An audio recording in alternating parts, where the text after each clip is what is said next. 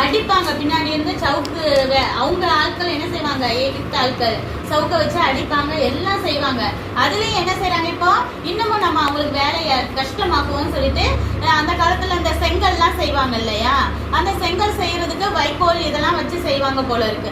அப்ப அந்த வைக்கோல் என்னது, நீங்க கொடுக்காதீங்க, அதையும் அவங்களே போய் எங்கேயாவது போய் பறக்கிட்டு வந்து அந்த செங்கல் செய்யணும்னு சொல்லுங்க. அப்ப அதுக்கு ரொம்ப நேரம் ஆகும்ல, போய் தேடி எல்லா இடத்துலயும் பறக்கிட்டு வர்றதுக்கு அப்படின்னு சொல்லிட்டு சொல்றான். அப்போ இவங்களுக்கு ரொம்ப கஷ்டமா இருக்கு. 1000 செங்கல் செய்யற இடத்துல இப்ப 900 செங்கல் தான் செஞ்சா என்ன செய்வாங்க, அடிப்பாங்க. அப்ப அவங்க அந்த மக்கள் ரொம்ப கஷ்டப்படுறாங்க. இப்ப மோசையும் ஆரோன்ட்ட போய் சொல்றாங்க, நீங்க வந்து தேவன் தான் அனுப்புனாருன்னு சொல்லி சொன்னீங்க, ஆனா நீங்க பார்வோன்ட்ட போய் பேசிட்டு வந்த பிறகு இப்ப என்ன செஞ்சுட்டான், அவன் எங்க வேலையை இன்னும் கஷ்டமாக்கிட்டான் அப்படின்னு சொல்லிட்டு அழுகுறாங்க.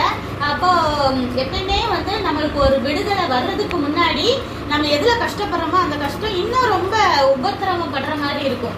உடனே நம்ம நினைச்சு பயந்துடக்கூடாது, நம்ம பிரேயரை தேவன் கேட்கலையோ அப்படின்னு சொல்லிட்டு. அப்படி இல்லை, எப்பயுமே விடுதலைக்கு முன்னாடி ஒரு உபத்திரம் என்ன ஆகும், இன்னும் கொஞ்சம் கஷ்டமாகும். ஏன்னா அப்பயும் நம்ம தேவனை பற்றி கொள்றோமா இல்ல பிசாசு பக்கம் ஓடுறோமான்னு பிசாசு ஒரு சோதனையை வைப்பான். சரியா?